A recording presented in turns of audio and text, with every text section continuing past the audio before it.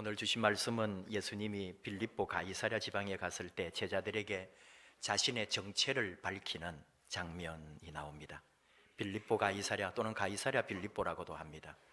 이 부분, 이 말씀이 좋아서 저는 가끔 설교도 하고 가이사랴 빌립보 이야기도 자주 합니다. 아마 이번에 성지 순례를 다녀왔을 때 가장 잊히지 않는 곳이 가이사랴 빌립보일 거라고 저는 확신합니다. 팔레스타인 여러 곳곳이 많지만 가장 아름답고 풍요롭고 그렇게 멋진 곳이 가이사랴 빌립보입니다. 사시사철 해발 2700m 되는 헤르몬산, 헐몬산에 눈이 녹아서 흘러내리는 물이 언제나 흘러갑니다. 또 지리적으로 물이 솟아오르는 지역이라고도 합니다. 원래는 로마 황제 가이사 아구스도가 유대의 헤롯 왕에게 하사했던 땅입니다. 그런데 나중에 그 자녀들 헤롯 빌립 2세가 도시를 다시 정비하고 로마 황제를 기려서 이름을 가이사랴라고 이렇게 불렀던 거죠. 지중해 쪽에 가면은 똑같은 가이사랴 항구가 있습니다. 그래서 그 둘을 구별하기 위해서 헤롯 빌립, 빌립보라는 이름을 붙여서 지금 이쪽에 거는 빌립보 가이사랴 또는 가이사랴 빌립보라고 불리게 되었습니다. 이방신을 섬기는 지역이었는데, 왜냐하면 로마 문명의 중심지고 대부분 이방인들이 거주했기 때문에 여기는 좀 이방 사람들의 동네라고 해도 됩니다. 너희는 나를 누구라 하느냐? 예수님께서 왜 자신의 정체를 제자들에게 물었을까요? 예수님은 아직까지 자신을 밝히거나 처음부터 자신이 누구라고 드러내놓고 사역을 하지 않았습니다. 이제 그 정체를 드러낼 때가 서서히 다가오고 있었던 거예요.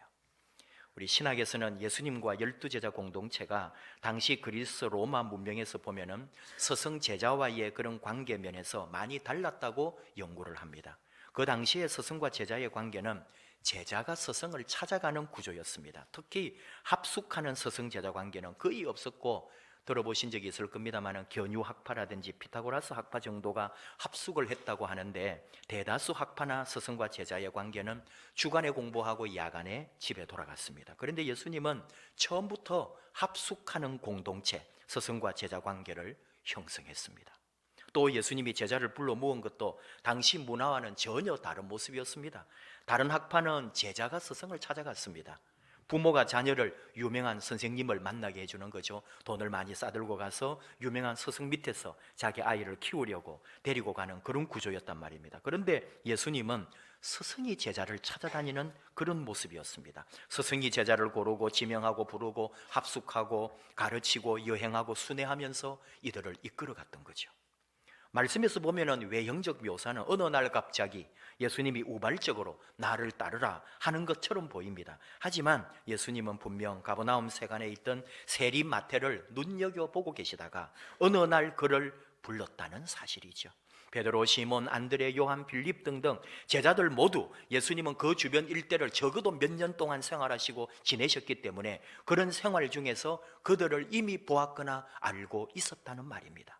언뜻 보면 우연한 사건 같아도 예수님은 가버나움 일대를 경험하고 주시한 끝에 제자들을 뽑았다고 봅니다. 나다나엘 같은 제자를 부른 사실을 보아도 우리는 이미 짐작을 할 수 있죠. 네가 무화과 나무 아래에 있을 때 내가 보았다고 예수님 말씀하십니다. 이미 오래전에 제자들을 살피셨다는 말입니다. 누적된 만남에 또는 스쳐 지나감에, 그리고 관찰을 통해 제자를 선별했고 양육했고 나중에는 파송하였던 것입니다. 그 당시 대체로 다른 학파들의 전통이 스승과 제자가 합숙 생활을 하지 않았다면 그 이유는 너무 단순합니다. 우리가 충분히 짐작할 것처럼 같이 지내면 볼 거 안 볼 거를 다 보게 되는 거죠. 상대의 허물과 약점, 심지어 죄까지도 드러날 수 있기 때문에 스승의 허물과 약점이 드러나는 걸 스승은 원하지 않습니다. 그래서 합숙하지 않았습니다. 어느 스승이 제자와 같이 지내면서 자기 허물을 다 보이고 싶겠습니까? 그런데 예수님은 제자와 같이 살았습니다. 같이 먹고 마시고 잠을 자고 같이 움직였습니다. 어려운 이야기죠. 헨리 나우엔의 제네시 일기라고 하는 책이 있습니다. 헨리 나우엔이 미국의 켄터키주에 있는 트라피스트 수도원에 들어가서 7개월 동안 머물면서 거기서 남긴 기록 일기입니다.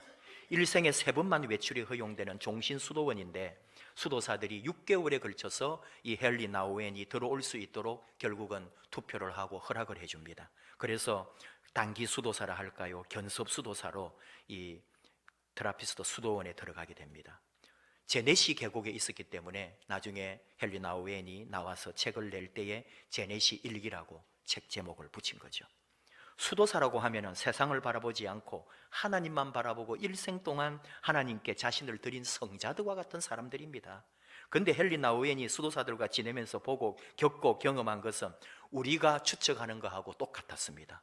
성자 개인 한 사람 한 사람, 수도사 한 사람 한 사람은 너무나 깨끗하고 순수하고 좋은데 수도사들이 같이 지낼 때는 얼마나 많이 싸우는지, 얼마나 갈등하는지, 얼마나 사이가 나쁜지 두 눈으로 자세히 보고 기록을 했습니다.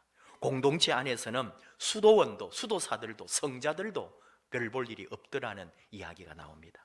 하지만 오해는 하지 마십시오. 제네시 일기는 그런 걸 주로 쓴 거 아닙니다. 그거는 너무나 그저 하는 말이고, 정말 제네시 일기는 마음의 빈자리에 찾아오신 하나님의 날들을 기록한 엄청난 영적 일기입니다. 대단한 책입니다.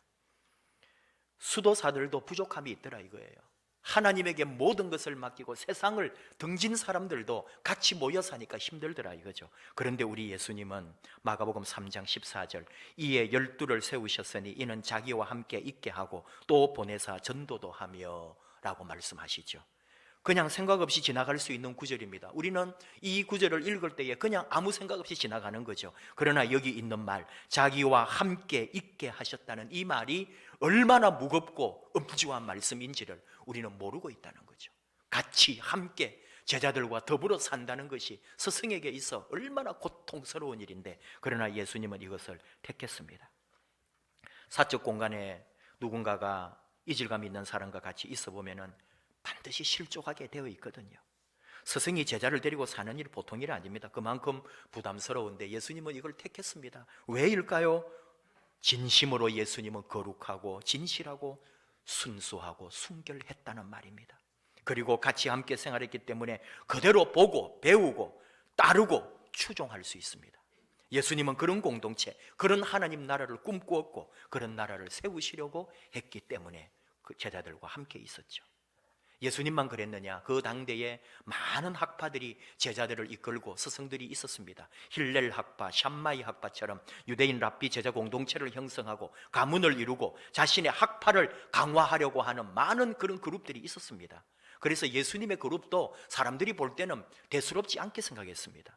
하지만 예수님은 그런 세상적으로 학문적으로 뛰어난 스승과 제자들, 그리고 자기들의 힘을 강화하려고 하는 세력들과는 달랐다는 말이죠. 하나님 나라가 가까이 왔고 이 땅에 도래할 임박한 하나님의 나라를 선포하고 선언하고 외쳤습니다. 그래서 머리가 복잡하고 지잘났다고 하는 사람보다는 심령이 가난하고 마음이 가난한 사람들을 택했고, 듣고 배우고 이해했을 때 즉각적으로 행동할 수 있는 그런 사람들로 예수님은 키워냈다는 거죠. 스승을 전적으로 믿고 추종할 수 있는 충성과 희생적 삶을 동반한 제자를 예수님은 양성해내었습니다. 오늘 말씀 예수님에 대하여 사람들이 14절 더러는 세례 요한, 더러는 엘리야, 어떤 이는 예레미야나 선지자 중에 하나라 하나이다.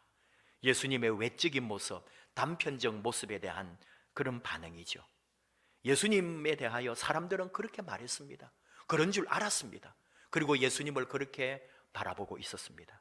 예수님을 세례 요한처럼 무섭게 회개의 메시지를 선포하는 그런 선지자로 본 거죠. 독사의 자식들아 회개하라고 예수님이 외쳤습니다. 엘리야처럼 가난한 자, 서민들, 그런 민중들 고통받는 곳에 다가갔습니다. 사라밧 과부의 집에 가서 가난과 아픔과 그런 상처를 보듬고 치유해주는 엘리야처럼 예수님은 낮은 곳에 돌보는 이 없는 낙심하고 병든 이를 어루만지는 서민 친화적인 삶으로 그의 영성이 형성됐죠.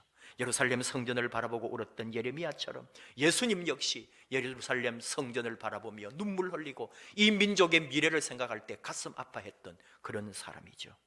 그러나 이런 것들은 정답이 아니었습니다. 겉모습이었고 껍데기였습니다. 눈에 보이는 대로 자신을 대해서 사람들이 자기 눈으로 보고 이해하고 자기들 눈으로 잣대로 평가했던 오답이었습니다. 너희는 나를 누구라 하느냐? 예수님은 제자들에게 물었습니다. 나와 함께 같이 있으면서 나와 함께 생활하고 나를 보고 나를 듣고 나를 배우고 나와 더불어 먹고 마신 너희들은 나를 누구라고 하느냐? 물으셨습니다. 시몬 베드로가 대답했습니다. 주는 그리스도시요 살아계신 하나님의 아들이십니다. 이 고백은 놀라운 고백입니다. 예수님을 예언자 중에 한 명으로 보려고 하는 대중들과 전혀 다른 새로운 고백입니다. BC와 AD로 나뉠 수 있는 그런 고백입니다. 예수님을 주님이라고 고백할 때, 당신은 주님, 주인, 당신은 나의 모든 것이라고 고백할 때 예수님은 드디어 자신의 정체를 드러내시고 하나님 나라에 대하여 말씀하십니다. 예언자나 또는 과거의 선지자 중에 한 명이라고 생각할 때는 예수님에 대하여 전적 충성이나 모방이 일어나지 않습니다. 예수님은 자신을 전적으로 모방하고 전적으로 추종하고 자신을 위하여 죽을 수 있는, 예수님을 위하여 목숨까지도 내어놓을 수 있는 그런 확실한 제자들을 원하셨기 때문입니다. 그리고 예수님은 베드로의 이 고백, 주는 그리스도시요 살아계신 하나님의 아들입니다 하는 이 제자의 고백, 제자 공동체의 고백, 예수님을 주인이라고 고백하는 이 고백 위에 자신의 교회를 세우겠다고 선언하셨습니다. 교회를 세우겠다는 것도 그 당시의 민족주의의 어떤 성향과 왕조를 새롭게 만들려고 하는 유대주의자들, 종교인들, 정치인들이 생각하는 것과는 완전히 다른 조직을 말합니다. 그때는 모두가 다 로마로부터 독립하는 강력한 왕국을 꿈꾸었습니다. 주권을 회복하고 새로운 왕조, 헤로드 왕가가 아니라 다윗 왕가를 이루고, 그리고 모두가 다 새로운 나라를 꿈꾸는 독립국가를 꿈꾸는데 혈안이 되어 있었습니다. 그런데 예수님은 국가가 아니라, 왕조가 아니라, 다윗 왕조도 아닙니다. 아예 비정치적인 시민 조직이라 할 수 있는 교회를 세우겠다고 말씀하십니다. 이것이 하나님 나라 운동입니다. 하나님 나라는 칼과 조직과 관료와 제도로 세우는 나라가 아니라 바로 하나님의 교회, 주님이 세우신 고백, 예수님을 나의 주인이라고 고백하는 공동체 위에 서 있는 그 교회, 교회를 통해 교회를 기반으로 교회를 기초로 하여 교회 위에 세워지는 나라가 하나님의 나라라는 말입니다. 여러분은 교회를 어떻게 보십니까? 여러분에게 교회는 무엇입니까? 무엇이 여러분으로 하여금 이 시간에 나와서 교회에 들어왔고 교회에 와서 하나님에게 예배를 드리게 합니까? 교회는 얼마나 신령한 조직인지요. 세상의 모든 곳은 우리가 움직이거나 노동을 하게 되면 시간당 얼마라는 돈이 계산됩니다. 상담을 해도 요즘은 돈을 내야 되고요. 병원에 가서 의사 선생님 2시간 기다려가지고 1분 30초 만났어요. 3,500원 내야 됩니다. 교회는 하루 종일 나와서 김장하고 청소하고 수고했는데 일당 달라는 사람 아무도 없습니다. 아예 돈을 기대하지도 않습니다. 도리어 열심히 봉사하게 해주어 고맙다고 커피를 삽니다. 아이스크림을 쏩니다. 비타 500을 들고 옵니다. 그것도 모자라서 주일이 되면 다시 와서 감사 헌금까지 봉투를 내놓습니다. 돈보다 훨씬 더 귀하고 돈보다도 더 높은 가치가 있다는 것을 입증하는 세상의 유일한 두 군데가 있는데 그곳이 바로 교회와 가정입니다. 그런데 가정은 변질됐습니다. 이거 하면은 용돈 줄게, 이거 치워놓으면 너 갖고 싶은 거 사줄게, 이번에 성적 오르면 용돈도 더 많이 올려줄게. 어느새 가정에도 돈계산이 파고들었습니다. 하지만 아직 교회는 돈계산하지 않습니다. 교회는 예수 그리스도의 사랑 앞에 자발적으로 감동되어 자원하여 예수님을 주인, 나의 주님, 나의 생명, 나 같은 인간, 나 같은 죄인을 살려주신 나의 전부라고 고백하는 사람들의 모임이기 때문입니다. 돈으로 계산할 수 없는 십자가의 사랑이 지배하는 곳이 바로 그 하나님의 나라의 그림자가 교회이기 때문에 교회는 지금도 거룩합니다. 신령합니다. 교회는 아직도 살아있습니다. 뉴스에서 교회의 비리를 말하고 목사의 일탈이 연일 뉴스거리가 되어도 교회는 결탄코 사라지지 않습니다. 교회는 순결합니다. 하나님이 너무 사랑합니다. 왜? 교회는 왜 그렇습니까? 교회는 무명의 성자와 같고 하나님께서 은닉해 놓은 귀하고 아름다운 성도들이 요소요소에 교회를 떠받치고 있기 때문입니다. 예수님을 사모하고 예수님 안에 거하면서 신앙 고백적 삶을 바치는 성도님들이 있기 때문입니다. 나의 주님, 예수님이 나의 생명, 예수님이 나의 모든 것 되었다고 신앙 고백에, 그 고백 위에 매일매일 믿음의 삶을 누적시키는 우리 성도님들이 있기에, 그 고백 위에 교회가 서 있기 때문에 교회는 절대로 무너지지도 않고 사라지지도 않습니다. 교회는 여전히 거룩합니다. 기억하십시오. 교회는 실적 내고 목표 달성하고 세상 사람들 모임처럼 뭔가 따지고 벼르고 그런 곳 아닙니다. 참고 참다가 주일에 와서 싸우려고 오는 그런 곳 아닙니다. 도리어 사랑하고 덮어주고 용서하고 도리어 내가 섬겨주려고 오는 곳입니다.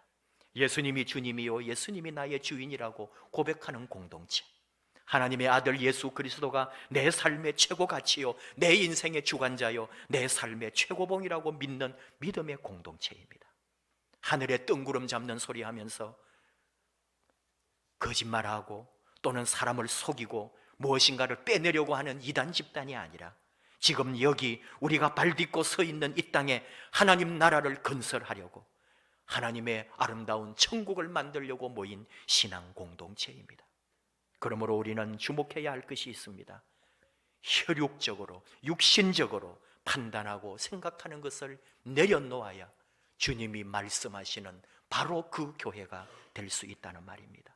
오늘 예수님께서 베드로가 주는 그리스도시요 하나님의 아들이라고 고백하는 그 고백 앞에서 예수님이 감동하시고 뜨거운 심령으로 베드로에게 외치신 말씀, 봐 요나 시모나, 요나의 아들 시모나, 네가 복이 있다. 이것을 너에게 알게 하니는 혈육이 아니요 하늘에 계신 내 아버지시다 했던 말씀. 혈육이 아니라고요. 혈통이 아니라고요. 혈육이 뭘까요? 내 지식과 경험과 나의 실력과 나의 의가 아니라 하나님 아버지께서 신령하게 가르쳐 주신 성령님의 통찰이고 성령님의 역사고 성령님이 가르쳐 주신 영적인 깨우침이라는 말입니다. 사소하고도 일상적이면서 매일매일 내 삶에 누적되고 있는 믿음의 고백으로 쌓여있는 그런 신앙을 말하는 거죠. 온몸에 예수 신앙이 덮은 그런 믿음입니다.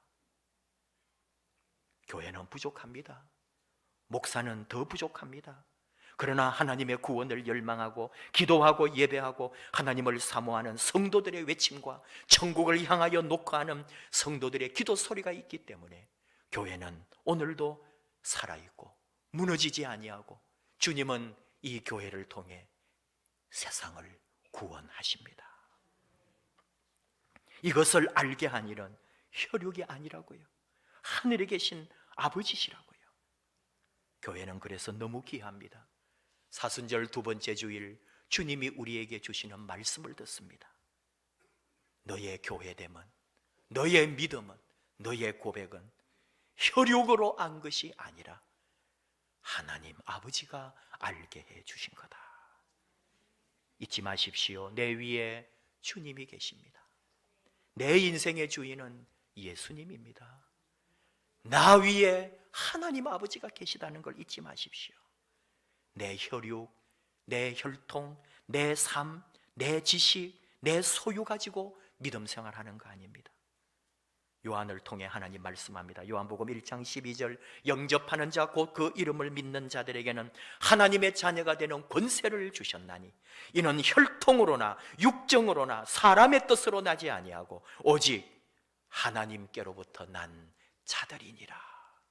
우리가 예수 믿게 되고 우리가 하나님의 자녀 되고 우리가 교회의 멤버가 되고, 아니 우리가 바로 교회가 되고 우리가 하나님의 아름다운 자녀로 부름받은 것은 내 혈통이나 내 육정이나 내 삶의 의가 아니라 바로 우리 하나님으로부터 주어진 은혜요 선물이라는 것을, 전적인 충성, 전적인 헌신, 전적인 추종, 전적인 따른, 이것만이 오늘 우리에게 요구됩니다.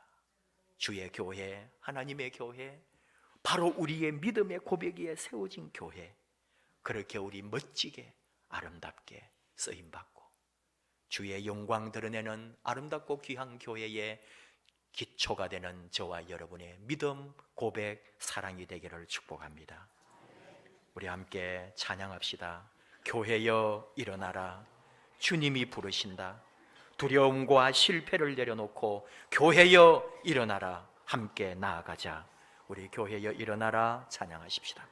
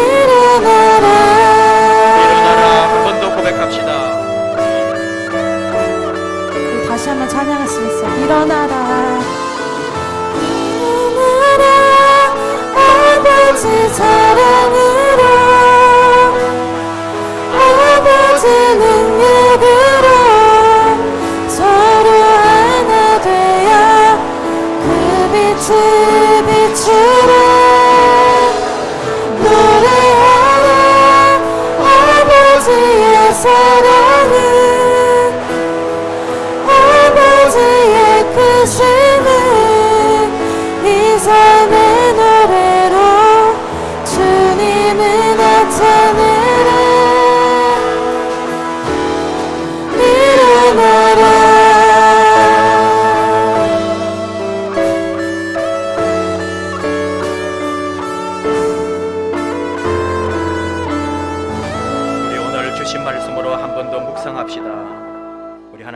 우리에게 원하십니다. 일어나라, 교회여 일어나라. 비록 부족하고 연약하고 허물 있지만 하나님을 사랑하고 하나님을 고백하며 기도하고 예배하며 하나님을 향하여 외치며 우리 하나님 앞에 나아가는 사랑하는 성도들, 하나님의 자녀들이 있는 이 교회를 통해 하나님은 세상을 바꾸시기 원합니다. 교회는 너무 귀하고 너무 아름답습니다. 거룩합니다. 아직도 순결합니다. 교회의 주인 되신 우리 주님이 계시기 때문입니다. 함께 아름다운 교회, 주님의 교회에 쓰임받는 귀한 일꾼이 됩시다. 우리 주님을 전적으로 사랑하고 주님을 전적으로 따라가며 주님 앞에 온전히 순종하는 하나님의 백성으로 나아갑시다. 우리 교회를 사용해 주시옵소서. 나를 사용해 주시옵소서. 하나님의 아름다운 역사에 쓰임받는 주의 종들로 우리를 세워 주시옵소서. 함께 결단과 헌신을 다짐하며 주여 부르고 같이 기도하겠습니다. 주여.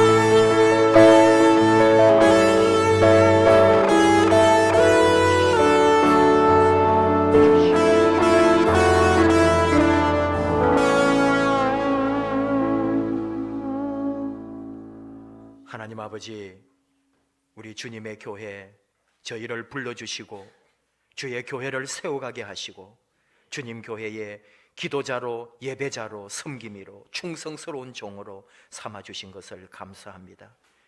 연약하고 부족하지만, 허물 많지만 하나님의 구원을 열망하고 우리 하나님의 사랑을 믿으며 하나님이 주신 사명 앞에 순종하며 나아가는 주의 자녀들이 여기 있습니다.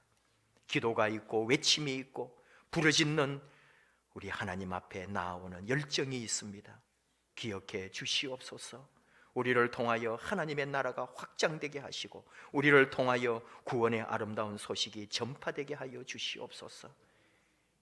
인간적이고 혈통적이고 혈육적인 게 아니라 육신의 생각과 판단과 지식이 아니라 주님의 교회요, 내가 그 주님 앞에 부름받은 종이라는 사실을 알고 이 아름다운 고백 위에 매일매일 일상적이면서도 반복적이면서도 우리 주님을 주인 삼고 주님을 섬기면서 주님의 교회를 함께 동력하는 아름다운 주의 종들이 되게 하여 주시옵소서.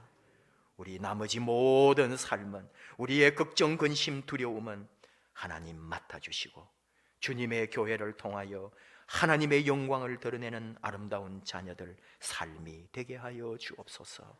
예수님의 이름으로 기도하옵나이다. 아멘.